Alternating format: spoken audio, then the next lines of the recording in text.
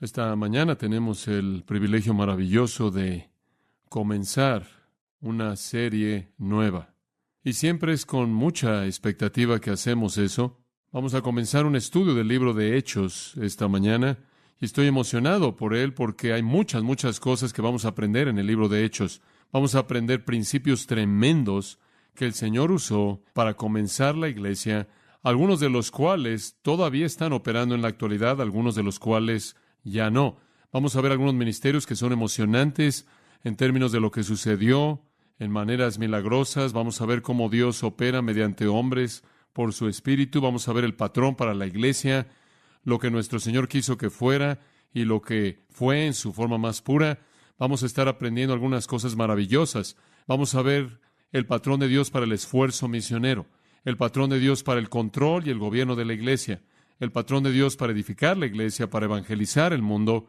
Todas estas cosas se nos presentan en el libro de los Hechos, y entonces se vuelve un libro muy estratégico. Es la fuente primordial de hechos acerca del nacimiento de la iglesia, y nos da la naturaleza fuerte de la iglesia del primer siglo. Ahora, el autor del libro de Hechos, como veremos en un momento, con más detalle, es Lucas. Lucas es el autor de Hechos. Y Lucas estuvo asociado de manera cercana con los apóstoles desde alrededor del tiempo de la muerte de Jesús, alrededor del 30 después de Cristo, hasta alrededor del 60 al 63 después de Cristo, cuando evidentemente él escribió este libro. Y en esos poco más de 30 años, conforme Lucas viajó junto con los apóstoles, él escribió lo que estaba pasando. Y la historia del libro de los Hechos es el comienzo de la iglesia en Jerusalén y su explosión hasta que alcanza la capital del mundo, una de esas partes hasta lo último de la tierra, la ciudad de Roma. Y en un periodo de 30 años, bajo el poder tremendo del Espíritu de Dios, la iglesia explotó alrededor de esa área del mundo y alcanzó la capital del mundo en la forma del apóstol Pablo en su llegada a la ciudad de Roma. Y en esos 30 años, Lucas nos presenta cómo es que el Espíritu de Dios supervisó, controló y capacitó la expansión de la iglesia. Ahora, hay muchas razones por las que Lucas quiso escribir esto y probablemente podríamos extraer tantas razones como hay verdades en el libro. Es importante porque nos da el patrón de la iglesia. Es importante porque nos muestra el patrón del evangelismo mundial. Es importante porque hay principios de discipulado. Es importante por muchas razones, pero en la propia mente de Lucas, conforme él está escribiendo, él está dirigiendo este libro a un oficial de alto rango romano en particular, cuyo nombre veremos en un momento, y al escribirle a este hombre, él evidentemente, como uno de sus propósitos, está intentando recomendar el cristianismo al mundo romano. Los romanos tuvieron una perspectiva más bien exclusiva de la religión. Usted adoraba al emperador. Y tuvieron otros dioses que estaban involucrados, pero la adoración al emperador fue el aspecto clave. Eran algo tolerantes, aunque su tolerancia no era mucha, y se volvieron grandes perseguidores del cristianismo. Y en este libro en particular, Lucas dirige la atención de los romanos de vez en cuando a la virtud de los cristianos. Esto es, que no son ciudadanos malos, sino que más bien son muy leales y se someten a la ley. También él dirige la atención de los romanos al hecho de que muchos otros oficiales romanos habían tratado a los cristianos con gran cuidado, inclusive habían dado buenos testimonios acerca de los cristianos. Entonces, tiene una especie de trasfondo de recomendar el cristianismo al mundo romano, no sea que los romanos se vieran amenazados por todas estas personas y las vieran como rebeldes que estaban tratando de derrocar la pax romana o la paz romana. Por ejemplo, en Hechos 13, él inclusive habla del hecho de que Sergio Paulo, quien en ese entonces fue el gobernador romano de Chipre, se convirtió en cristiano. Y entonces en ese punto ciertamente un romano fue tolerante del cristianismo. Capítulo 16, versículo 35, capítulo 18, versículo 12, capítulo 19, versículo 31 indican que la actitud romana hacia el cristianismo fue positiva en ese entonces. Y entonces este libro en cierta manera establece para todos los tiempos el hecho de que los romanos deben tratar al cristianismo con gran cuidado porque los cristianos fueron aceptados por los primeros romanos. Pero no solo eso. También hay un gran énfasis en el hecho de que los cristianos fueron ciudadanos buenos. El secretario de Éfeso, por ejemplo, en el capítulo 19, le da a los cristianos un buen testimonio. Inclusive en el capítulo 25 y el versículo 25, Festo, cuando estaba hablando de asuntos con Pablo, hizo la afirmación de que Pablo quizás inclusive pudo haber sido liberado, y ciertamente no dio señal alguna de ser digno de algún crimen. Y entonces Lucas presenta el cristianismo recomendándolo en el sentido de que tuvo su lugar en el mundo romano. No solo eso, Lucas evidentemente recomienda el cristianismo en su lugar en relación con el judío, porque como puede ver, existía este tipo de problema latente con la nueva iglesia que acababa de nacer, conforme estaba por desarrollarse, y eso era que los judíos pensaban que pertenecía primordialmente a ellos y los gentiles eran ciudadanos de segunda clase. Particularmente esto había sucedido a la luz de lo que sucedió cuando la iglesia comenzó en Jerusalén, conforme el Espíritu de Dios vino, con lenguas como de fuego y vino sobre ellos, y fueron bautizados en el Espíritu Santo, comenzaron a hablar en lenguajes diferentes. Ahora, esto entonces les dio un sentimiento en cierta manera de exclusividad, y esa es la razón por la que cuando Pedro vino al concilio de Jerusalén en Hechos 15, él quedó tan sorprendido cuando él anunció al concilio en Jerusalén: hombres, no lo creerán. Lo mismo que le pasó a los gentiles nos pasó a nosotros. ¿Pueden creer eso? En otras palabras, el punto es que Dios quería asegurarse de que los gentiles y los judíos estuvieran al mismo nivel en la iglesia. Entonces, el libro de los Hechos recomienda el cristianismo al judío en el sentido de que es algo universal y no hay variación. Habla, por ejemplo, de Felipe predicándole a los gentiles. Habla de Pedro y su ministerio con Cornelio. Habla de el gentil cristiano, los cristianos que fueron a los gentiles en Antioquía. Habla de Pablo en Asia Menor. Todo este ministerio gentil. Y el clímax en Hechos 15, en el concilio de Jerusalén, cuando ellos decidieron que los judíos y los gentiles, de hecho, eran iguales en la iglesia. Pero ambas verdades, en gran medida, son secundarias, ya que el propósito primordial de Hechos se presenta como tal en Hechos 1, versículo 8. Y si usted lo ve por un momento, verá al personaje primordial resumido de manera muy clara. Versículo 8. Pero recibiréis poder cuando haya venido sobre vosotros el Espíritu Santo. Y aquí está realmente el propósito. Y me seréis testigos en Jerusalén, en toda Judea, en Samaria y hasta lo último de la tierra. Ahora ahí tiene usted el bosquejo del libro de los Hechos. El libro de los Hechos comienza cuando el Espíritu vino. Ellos recibieron poder. Inmediatamente se convirtieron ¿en qué? Testigos, declarando las obras maravillosas de Dios. Comenzaron entonces en Jerusalén. Entonces el libro de los Hechos se mueve y avanza y van a Judea. Después fueron a Samaria. Finalmente fueron hasta el fin del mundo.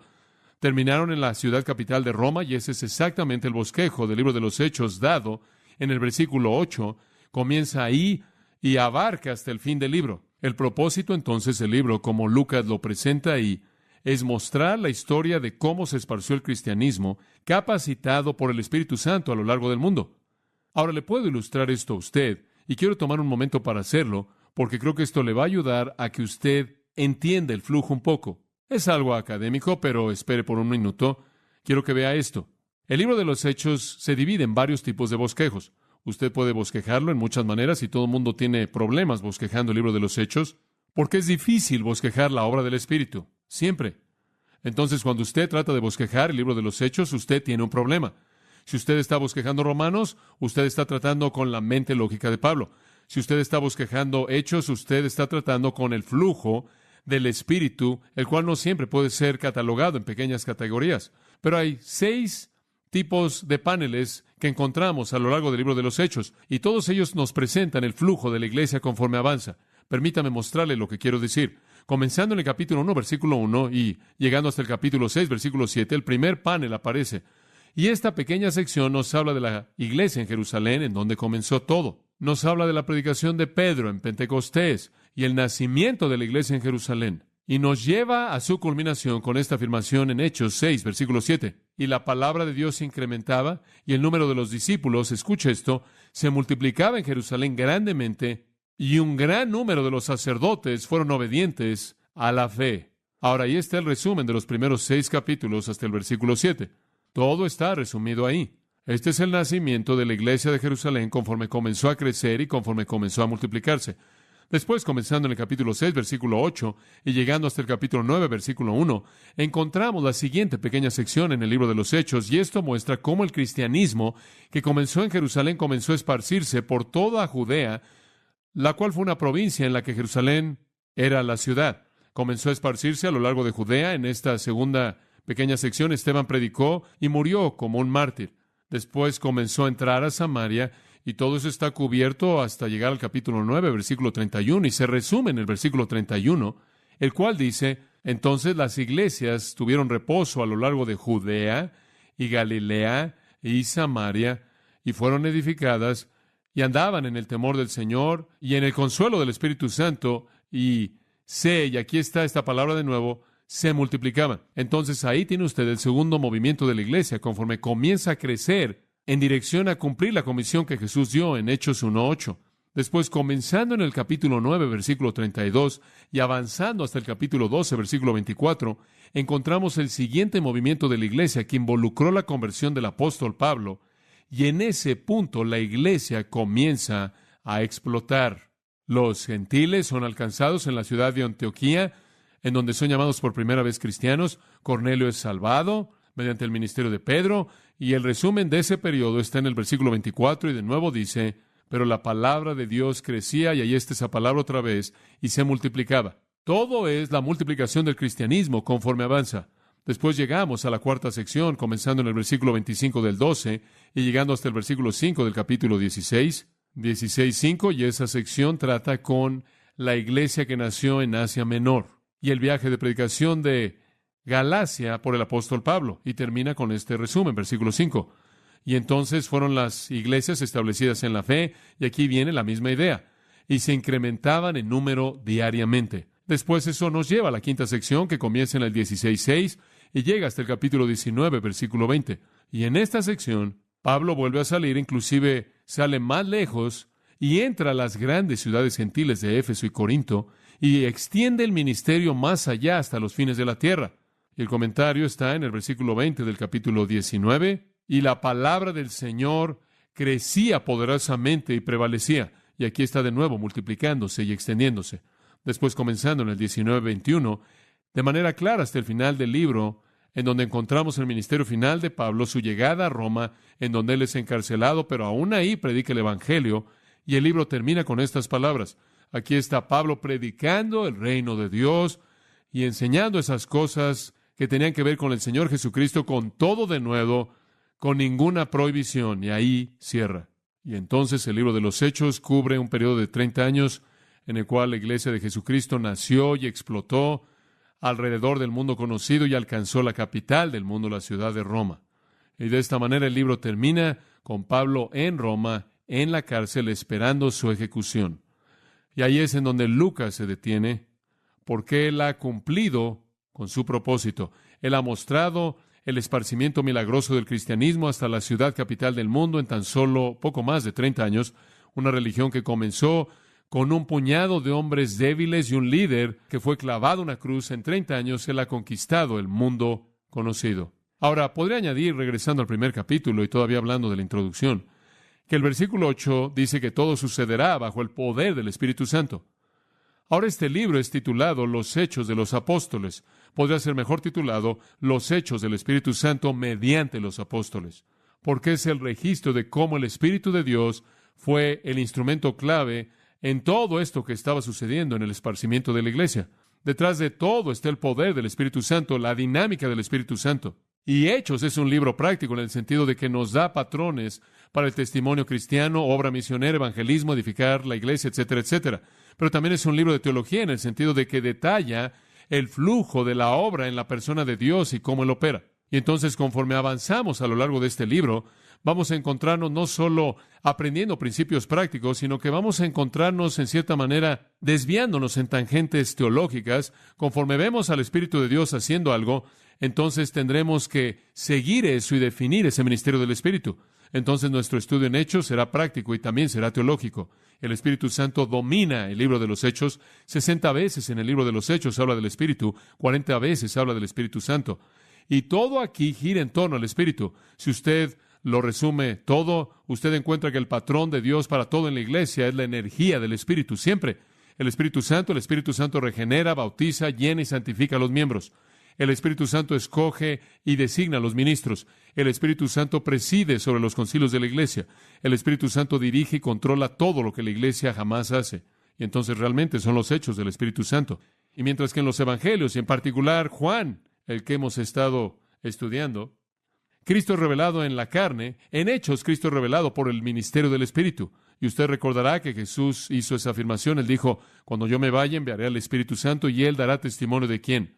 De mí. Y entonces el libro de los Hechos aunque se concentra en el Espíritu Santo, es un testimonio vivo del poder de Jesucristo, porque el Espíritu siempre apunta a Cristo. Y entonces, conforme estudiamos el libro de los Hechos, no debemos preocuparnos con el Espíritu. De otra manera, Él no ha cumplido con su ministerio. Debemos preocuparnos con lo que el Espíritu nos dice acerca de Jesucristo. Ahora, como parte de nuestra introducción, me gustaría presentarle el versículo 1 y 2 para empezar. Versículo 1. En el primer tratado, oh Teófilo, hablé acerca de todas las cosas que Jesús comenzó a hacer y enseñar, hasta el día en que fue recibido arriba, después de haber dado mandamientos por el Espíritu Santo a los apóstoles que había escogido. Ahora, esto nos presenta el libro y es una introducción muy breve. Y nos dice quién escribió Hechos. Nos dice que Lucas lo escribió. Dice usted, no vi el nombre de Lucas ahí. Tiene razón. Pero lo que usted vio es la afirmación en el primer tratado, oh Teófilo. Ahora, si usted regresa al comienzo de Lucas y ve el capítulo 1, versículo 3, Lucas dirige este evangelio a Teófilo. Él dice, me ha parecido también a mí, después de haber investigado con diligencia todas las cosas desde su origen, escribírtelas por orden, oh excelentísimo Teófilo, para que conozcas bien la verdad de las cosas en las cuales han sido instruido. Lucas escribió Lucas, el Evangelio de Lucas, a Teófilo. Y sabemos eso. Ahora aquí en el capítulo 1 de Hechos, versículo 1, él dice, en el primer tratado, Teófilo. Entonces sabemos que es el mismo escritor. Es interesante que Lucas no es mencionado mucho en el Nuevo Testamento. Él aparece 3 veces en Colosenses 4:14, en el pequeño libro de Filemón, versículo 24, y en 2 de Timoteo 4:11. Y en cada caso, él simplemente se ve moviéndose con los apóstoles. Ahora, podemos aprender algo de Lucas, no mucho, pero conocemos un poco. Número 1, sabemos que él fue un doctor. Ahora sabemos que él fue un doctor, no solo por las afirmaciones, sino porque cuando leemos el libro de Lucas, encontramos que él se mete en situaciones que revelan que él es un doctor. La selección de palabras es médica en ciertos casos. Y lo que es interesante en particular en el caso de una mujer que tuvo un problema de hemorragia, los otros escritores de los evangelios dicen que él había sufrido o él había padecido muchas cosas en manos de muchos médicos. No obstante, Lucas cuidadosamente omite esa frase, ¿se da cuenta? La cual nos da una pequeña idea de cómo es que Lucas veía su profesión. Y entonces creemos que Lucas fue un doctor. Y no conocemos mucho más acerca de él, fuera de que él fue un hombre piadoso, quien siguió y fue un ayudante cercano y un amigo cercano y compañero de Pablo. Inclusive estuvo involucrado en su encarcelamiento final con él. Y él fue un gentil y probablemente el único escritor gentil del Nuevo Testamento. Ahora, él dice en el primer tratado, y esa es una frase griega interesante porque realmente significa la primera parte de 2 narrativas históricas. La primera parte de 2 narrativas históricas. En otras palabras, la idea de que este es el volumen 2 de algo, y eso, claro, nos lleva de regreso a Lucas, en donde recordamos que el Evangelio es el volumen 1. Si quiere otro título para Hechos, podría llamarlo Lucas, volumen 2, porque Lucas comenzó, en primer lugar, al instruirnos acerca de la persona de Jesucristo y lo que Él hizo en su vida, y después Él continúa con ese mismo tema, lo que Jesús hizo cuando Él regresó al cielo y envió al Espíritu para terminar su obra. Esto tan solo es el volumen 2. Ahora, retomando por tan solo un momento algunos pensamientos del nombre de Teófilo, el cual es una combinación de 2 palabras que significan amado de Dios, o amigo de Dios, o amante de Dios.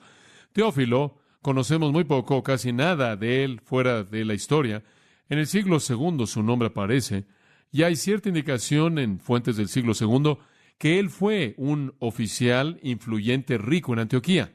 También hay cierta indicación de que Lucas originalmente fue de Antioquía, y por lo tanto Lucas conocía a este hombre quizás porque era un médico bien conocido y quizás tenía cierta relación con Teófilo. Sin duda alguna, Teófilo se había convertido en un creyente y como consecuencia, Lucas le había dirigido estos volúmenes en particular a Teófilo para darle información conforme él afirma en Lucas acerca de Jesucristo para que él pueda entender bien las cosas en las que él había sido instruido. Entonces, evidentemente, él había venido a Cristo y ahora él necesitaba detalle. Quizás Teófilo fue un hombre que demandaba detalle. También el hecho de que él recomienda el cristianismo a los romanos estaría en el trasfondo de su mente conforme él escribe a un romano como Teófilo. Ahora, también podemos asumir, a partir de Lucas capítulo 1, en donde él lo llama excelentísimo Teófilo, que él fue un oficial romano de alto rango, porque el término excelentísimo también aparece en conexión con Festo y Félix, quienes fueron gobernadores. Entonces es muy probable que este hombre Teófilo fue un oficial romano de alto rango que había venido a Cristo, y es a quien Lucas escribe este juego de 2 volúmenes acerca de la obra de Jesucristo, su obra en la tierra y su obra a través de su iglesia, volumen 2. Y usted notará que esto se indica de manera muy simple en el versículo 1. Dice esto: Hablé acerca de todas las cosas que Jesús, ¿cuál es la siguiente palabra? Comenzó a hacer y enseñar. En otras palabras, solo comencé. Jesús en la tierra, en su evangelio, en los relatos del evangelio, únicamente comenzó a hacer la obra. Dice usted, pensé que la obra de Jesucristo fue una obra terminada. Tiene razón. La obra de redención está terminada. La obra de evangelismo y enseñanza de la palabra de Dios no se acabó. Él únicamente comenzó a hacer eso. Nunca olvide ni por un momento que la idea de la obra de Jesús no es una obra terminada. Jesús dijo en Juan 17:4, cuando Él oró al Padre, he terminado la obra que tú me diste que hiciera. Y también dijo en la cruz, tetelestai, consumado es. Cuando hablamos de redención se acabó. Cuando hablamos de evangelismo únicamente comenzó. Y entonces he titulado este comienzo en particular del libro de los Hechos, Jesús da los recursos para completar su obra incompleta, planes para terminar su obra no acabada. Y entonces debemos distinguir entre la obra terminada de Cristo y aquello que Él únicamente comenzó. Y si usted quiere saber lo que Él únicamente comenzó, es lo que Él puede hacer y lo que Él enseña. Dice usted, ¿quieres decir que Jesús todavía está activo haciendo cosas en este mundo? Oh, claro. Él no solo enseña mediante sus instrumentos, sino que Él opera a través de nosotros, ¿no es cierto? Su obra redentora se acabó, está terminada. Su actividad y su enseñanza simplemente está comenzando en este punto en Hechos. Y se ha estado llevando a cabo ahora, desde nuestra perspectiva, por casi 2000 años. Y es emocionante ser parte de ella.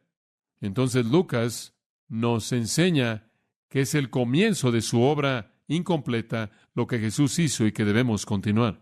Ahora, para que nosotros entendamos este pasaje de apertura, vamos a dividirlo un poco y vamos a considerarlo en dos partes. De ninguna manera vamos a acabar esta sección en esta mañana, pero vamos a considerarla hasta el versículo 11 como una unidad, porque realmente es una unidad básica y es medular para nuestro entendimiento. Debemos tomarla como una unidad. Y se divide en 6 partes y quiero que vea estas. Usted tiene un bosquejo ahí para ayudarle en su entendimiento. Antes de que entremos a los puntos específicos, permítame tan solo recordarle esto. Ahora mantenga en mente, conforme comenzamos Hechos 1, Jesús sabe que Él está haciendo una gran transición. Él comenzó a hacerlo todo, Él comenzó a enseñarlo todo. Como puede ver, usted no lee nada acerca de la enseñanza de los apóstoles hasta este punto. Muy poco. Hay un involucramiento mínimo en eso. Lo mejor que podían hacer es ser heraldos del reino en Mateo 10, y eso es todo. Ellos realmente no estaban equipados para enseñar, y ellos realmente no podían hacer mucho. Estaban restringidos en sus propias incapacidades, fuera de haber estado, como usted sabe, junto a Jesús. Y entonces Jesús hasta este punto lo había hecho, pero ahora Él debe cambiar, y Él debe encargarlo al resto que quedan, mientras que Él regresa al Padre. Entonces es un gran pasaje de transición. Él tiene que entregar la carga entera a estos 11 que son débiles desde un punto de vista humanos, dicho de una manera suave, quienes no son los más poderosos o los más importantes del mundo, pero va a ser el trabajo de ellos y Él tiene que equiparlos. Ahora, si eso es verdad, y sabemos que Él los está equipando, y Él está a punto de irse, y esto es lo último que Él les va a decir en la tierra, entonces sabemos que lo que Él dice es importante, ¿no es cierto? Estas son palabras críticas. Estas son cosas extremadamente importantes que Jesús hace aquí para prepararlos para un trabajo que va más allá de la imaginación de un ser humano, el llegar a concebir lo que Él podría hacer. Y entonces esto es importante. Al mismo tiempo, permítame decir esto. Es muy simple, es básico. Para algunos de ustedes que han sido cristianos por mucho tiempo, nada de esto va a ser nuevo. Se oye como la misma segunda estrofa. Porque este es el principio, amigos. ¿Sabe usted lo que Jesús tuvo que hacer con ellos cuando Él hizo esto? Él tuvo que trabajar con personas que no sabían nada de nada. Entonces, esto es alimento básico para bebés. Alimento para bebés. Para aquellos de ustedes que son cristianos nuevos, va a ser rico. Para el resto de nosotros que hemos avanzado, confío en que esto nos va a convencer de pecado para reconocer que realmente no hemos estado haciendo lo que debíamos haber estado haciendo desde el principio. No obstante, es muy elemental. Ahora, Jesús hace 6 cosas que vamos a considerar esta semana y el próximo día del Señor. En primer lugar, Él les enseñó. Y ese es el mensaje apropiado. Si ellos van a continuar con la obra de Él, tienen que tener el mensaje correcto, obvio, básico, simple. Él no les dice, vayan al mundo y enseñen a todos los hombres, y no les dice qué enseñar. Mensaje apropiado. En segundo lugar, Él se apareció a ellos, lo cual es una manifestación apropiada. Ellos tienen que saber que Él es real. En tercer lugar, Él los capacita, lo cual es la fuerza apropiada. No pueden hacer el trabajo por sí mismos. Necesitan tener el poder correcto. En cuarto lugar, Él les rehusó algo. Esto es, Él no les dijo algo porque era el misterio apropiado. Hubieron algunas cosas que ellos no necesitaban saber. En quinto lugar, Él los comisionó. Esa es la misión apropiada. Él les dijo lo que debían hacer cuando fueran. Y en quinto lugar, Él les prometió. Ese fue el motivo apropiado. Él les dijo por qué lo tenían que hacer. Aquí tienen ustedes uno de los pasajes más básicos que jamás hemos estudiado. Esto simplemente es alimento para bebés, para un cristiano. Pero creo que Dios nos va a enseñar algunas cosas que deberíamos haber aprendido hace mucho tiempo atrás, si es que las aprendimos. Él nos va a recordar, porque eso es lo que Pedro dijo, ¿se acuerdan? Él dijo, quiero recordarles las cosas que ya les he dicho, y lo seguiré haciendo hasta que muera, y entonces lo escribiré para que inclusive cuando esté muerto lo puedan leer. Muy bien, en primer lugar, entonces, comenzamos con el mensaje apropiado. Si usted va a llevar el mensaje de Jesucristo, tiene que saber lo que es. Eso es bastante obvio.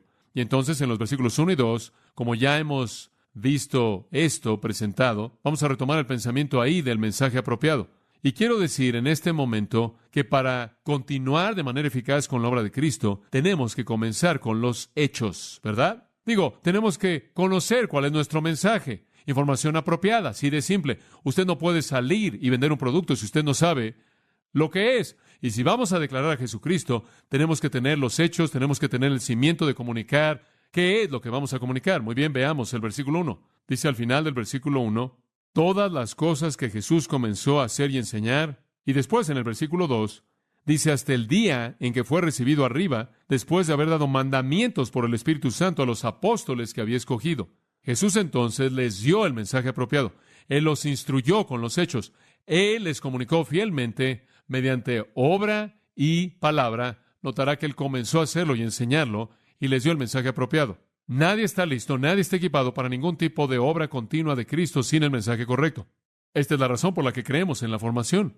Esta es la razón por la que no es tan simple como decir, bueno, soy cristiano, ¿por qué no tan solo puedo salir y servir a Jesucristo? Estoy listo. Simplemente puedo salir e ir al mundo y realmente predicarles. Y lo que usted conoce quizás se le acabe en 10 horas. Y eso quizás sea todo. Inclusive esas 10 horas sean repetitivas. Una y otra vez se me han acercado jóvenes y me dicen, ¿sabes una cosa? Me metí apresuradamente en algo, me metí a un ministerio y me di cuenta después de 2 o 3 ocasiones de este ministerio en particular que había dicho todo lo que conocía. Debe haber un entendimiento real de contenido. Debe haber una preparación apropiada de la mente con hechos absolutos y conocimiento antes de que cualquier tipo de ministerio pueda ser eficaz. La gente con frecuencia pregunta, ¿por qué vas a la universidad por 4 años y después vas a una escuela de posgrado durante 3 o 4 años y después todas estas cosas que tienes que estudiar y escribir proyectos y atravesar por todo esto y esto y esto? El punto es obvio, para que usted pueda conocer el mensaje. Estaría yo muy mal preparado, muy mal formado, si yo pensara en mí mismo en el punto en el que entregué mi vida a Jesucristo para ser un ministro. Si nunca hubiera tenido algún tipo de formación más allá de eso, eso habría sido la peor tragedia posible, porque yo habría estado mal preparado para hacer algo. Y todos los años que he pasado, cada uno de ellos fueron preciados y de mucho valor para prepararme para conocer la palabra, para que pudiera enseñarla. Y entonces Jesús dice, deben conocer los hechos. Y esto, claro, es medular en Grace Church. Digo, cuando usted habla de esto, usted habla de algo que me apasiona. Digo, aquí es donde está. Todo consiste en el conocimiento de la palabra de Dios. No existe sustituto alguno para eso. Y muchas veces he dicho, usted sabe lo que Oseas dijo, mi pueblo fue destruido porque le faltó conocimiento. El problema más grande en la iglesia en la actualidad, en primer lugar, es ignorancia de la palabra de Dios. Y se manifiesta tantas veces. Vienen jóvenes y dicen, he visto el cristianismo. Hablé con un joven esta semana, he visto el cristianismo. Hombre, he visto a gente, me hablan del cristianismo y después me acerco a ellos y les hago una pregunta de la Biblia para resolver un problema. Y dicen, no sé. Ve y pregúntale al predicador. Ya han estado asistiendo a la iglesia 20 años y no saben nada de la Biblia. Digo, eso no se oye muy bien. ¿Qué hay acerca de ti, padre? Ustedes son padres ya. Ahora, ¿tienen hijos? Les preguntan, papá, ¿qué hay acerca de este versículo? ¿Lo entiendes? O, bueno, ve, pregúntale, tú sabes a alguien. Y espera un momento, ¿has estado asistiendo a la iglesia toda la vida? ¿Qué has estado aprendiendo? Es muy difícil para la gente enfrentar la ignorancia entre los cristianos. Muy difícil. También es muy difícil para Dios enfrentar esto. Pablo dice, procura con diligencia presentarte a quien aprobado, a Dios.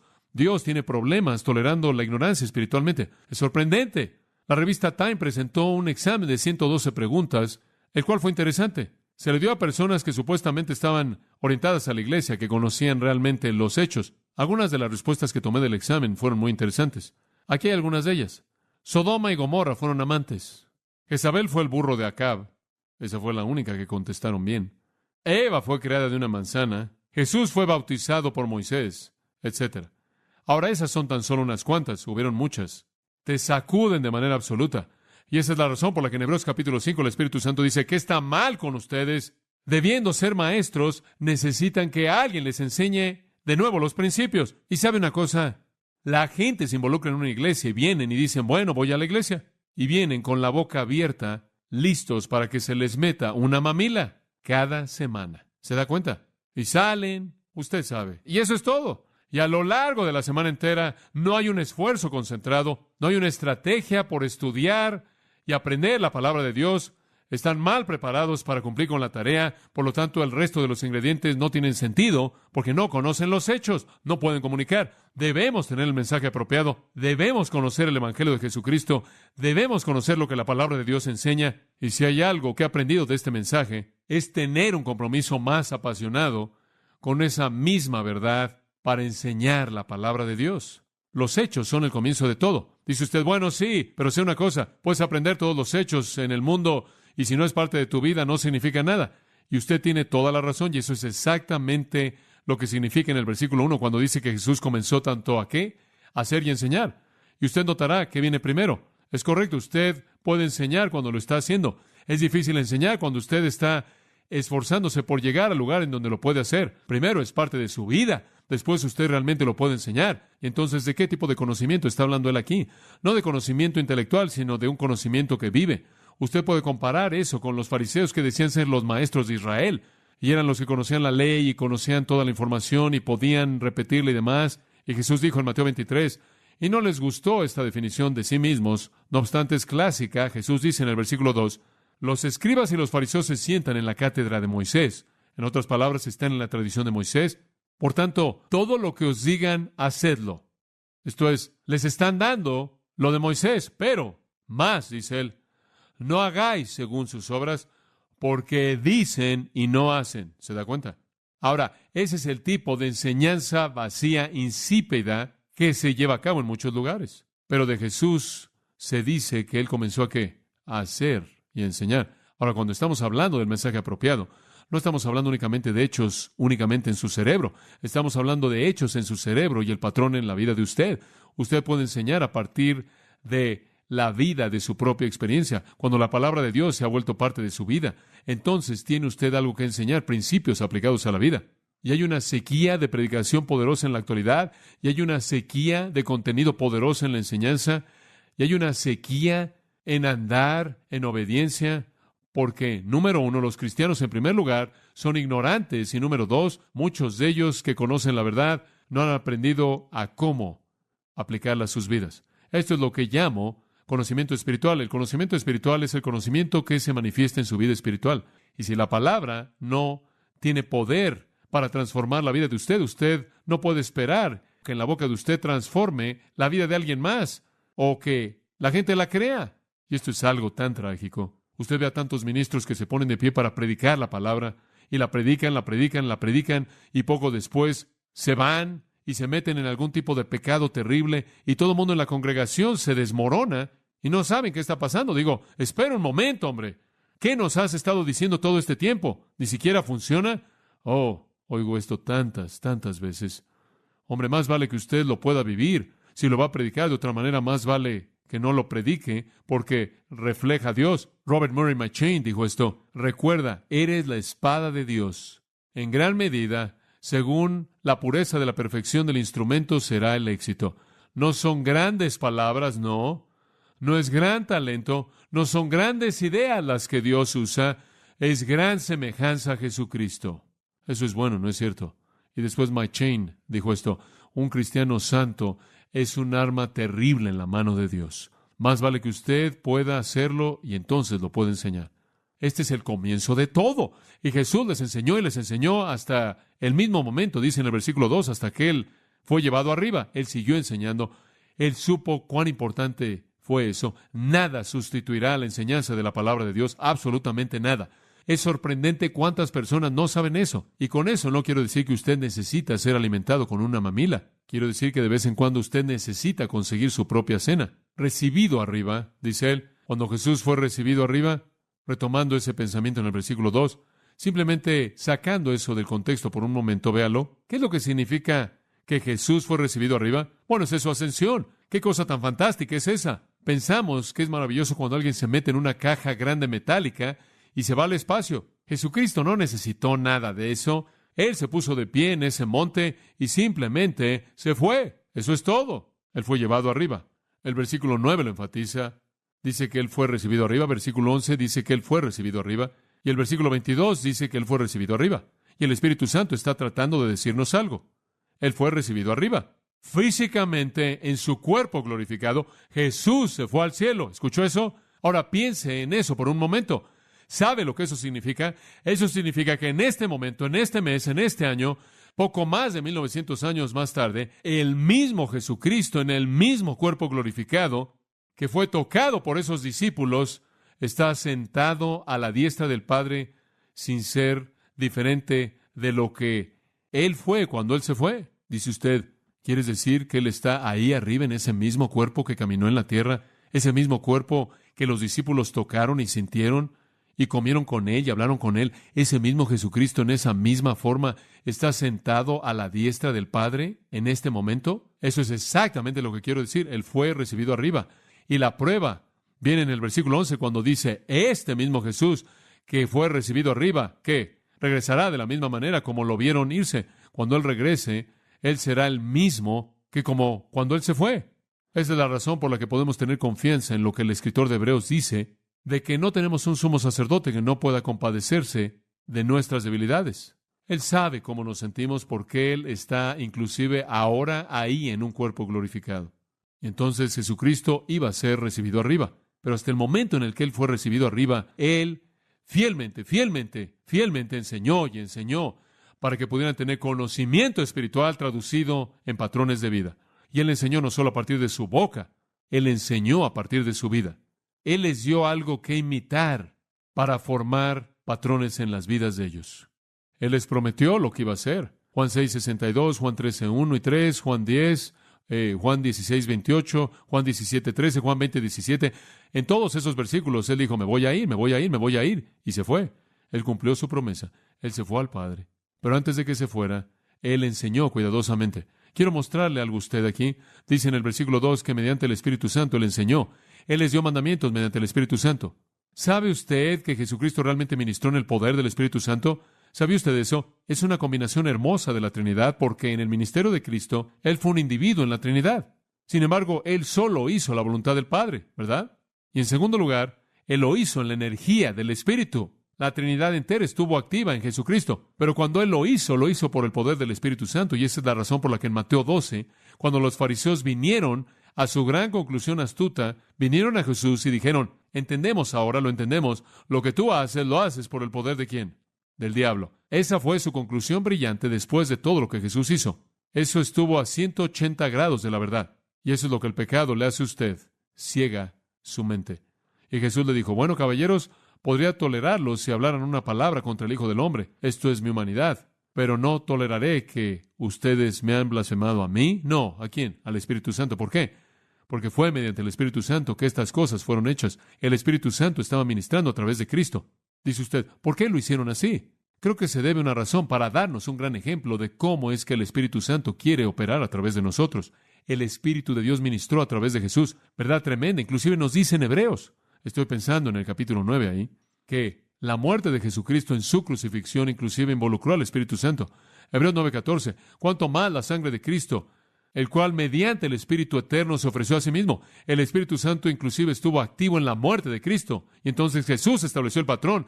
Si Jesucristo operó en el poder del Espíritu y Él es Dios, ¿cuánto más necesitamos nosotros operar en el poder del Espíritu? Ahí está el patrón. Y entonces Él enseñó. ¿Y a quién le enseñó Él? Él enseñó a los apóstoles que había escogido. Él enseñó a aquellos que fueron llamados a ser de Él. Él escoge a sus propios misioneros, escoge a los suyos y después los comisiona, les enseña, los capacita con dones espirituales y los coloca en el cuerpo en ciertas posiciones de liderazgo y espera que ellos cumplan con el trabajo. Y notará que Él los había escogido. ¿No es eso hermoso? Una de las cosas maravillosas de ser un cristiano es saber que usted es escogido por Él. Jesús dijo en Juan 15:16, no me habéis elegido a mí, vosotros no me elegisteis a mí, mas yo os elegí a vosotros. Entonces, hemos sido elegidos y designados y colocados en el cuerpo con ciertos dones espirituales y ciertos ministerios, así como estos debían ministrar por Jesucristo. Ahora, ¿qué estamos diciendo para comenzar? Estamos diciendo que para ser eficaz usted tiene que estar en la palabra, tiene que estar saturado con el libro. Spurgeon dijo esto y me encanta esto. Spurgeon dijo, podemos predicar hasta que nuestra lengua se pudra. Podemos predicar hasta que se agoten nuestros pulmones y muramos. Pero nunca un alma se convertirá a menos de que el Espíritu Santo use la palabra para convertir esa alma. Entonces dijo él, es bendito comer del corazón mismo de la Biblia, hasta que finalmente usted hable con palabras escriturales y su espíritu tenga el sabor de las palabras del Señor, de tal manera que la sangre de usted sea biblina, lo que sea eso, y la esencia misma de la Biblia fluya de usted. Y me gusta eso. Esa es saturación del mensaje. Espero que el mensaje fluya en usted y de usted y brote de usted. Eso es lo que él está diciendo. Y entonces Jesús les dio el mensaje apropiado. Él les enseñó, les enseñó y les enseñó y les enseñó. Y en gran medida, queridos, su eficacia depende de lo que usted conoce y de lo que usted ha podido transferir de aquí en un patrón de vida. Mensaje apropiado. En segundo lugar, la manifestación apropiada. Versículo 3. A quienes también, esto es solo a los elegidos, Él no le apareció a todo mundo, no le apareció a los incrédulos. ¿Se acuerda usted que le dije en nuestro estudio de Juan que Jesús no va por todos lados haciendo apariciones milagrosas para convencer a los incrédulos? ¿Sabe usted cómo es que Él convence a los incrédulos? Al convencerlo a usted y después capacitarlo a usted para que cumpla con la tarea. Y entonces, Él apareció únicamente a aquellos que Él había escogido, a quienes también después de haber padecido se presentó vivo con muchas pruebas indubitables, apareciéndoseles durante 40 días. Deténgase ahí. Ahora, fue muy importante que estas personas creyeran realmente y tuvieran confianza de que Jesús era un Señor resucitado, ¿verdad? Digo, ¿quién quiere ir por todos lados propagando un evangelio de un líder muerto? ¿Entiende usted? ¿Quién quiere hacer eso? ¿Quién quiere salir y decir, voy a morir por Cristo porque Él está muerto por mí? No. ¿Quién quiere salir y anunciarle al mundo a un Cristo muerto? Y entonces necesitan saber que Él está vivo y que Él vive en poder. Y ellos necesitan saber eso. De otra manera, no tendrán razón alguna para salir y propagar el evangelio. ¿No hemos dicho muchas veces en nuestro estudio de la palabra de Dios que una de las pruebas más grandes de la resurrección de Jesucristo fue el denuedo y el compromiso de la primera iglesia de predicar a Cristo? Ellos lo habían visto en su gloria de resurrección. Y entonces dice en el versículo 4 que Él les dio la manifestación apropiada. Él se reveló a sí mismo a ellos. Si no lo hubieran visto a Él post-resurrección, ellos nunca podrían haber cumplido. Ellos habrían abandonado. Pedro ya se había regresado a pescar después de que lo había visto una vez. Entonces Él de manera repetida les permitió verlo. Muchas pruebas indubitables durante 40 días. Él simplemente continuó repitiendo su presencia. Y notará usted que Él se había mostrado a ellos, dijo el versículo 3, porque no pudieron percibirlo en su cuerpo glorificado a menos de que Él abriera los ojos de ellos para que vieran quién era Él. Y entonces Él les dio la manifestación apropiada. Ahora, si usted quiere una lista completa para saber a quién le apareció Él, usted la puede encontrar en 1 Corintios 15, 5 al 8, conforme Pablo la da ahí. Pero Jesús supo que necesitaban ver quién era Él. Y claro, para cuando usted llega a Juan 21, versículo 12, como lo vimos hace un par de semanas atrás, en el versículo 12 dice, nadie se atrevió a preguntarle quién eres tú sabiendo que era el Señor. Ellos estaban convencidos, no fueron engañados. Ellos sabían que era el Señor. Ellos lo habían visto, Él se había manifestado a sí mismo a ellos. Y después es interesante como un comentario al margen en el versículo 3 dice, y hablándoles acerca del reino de Dios. Ahora, esa es la prueba final de que realmente era Él. ¿Por qué? Porque Él simplemente retomó las mismas lecciones que les había dado antes de su muerte y continuó a partir de ahí.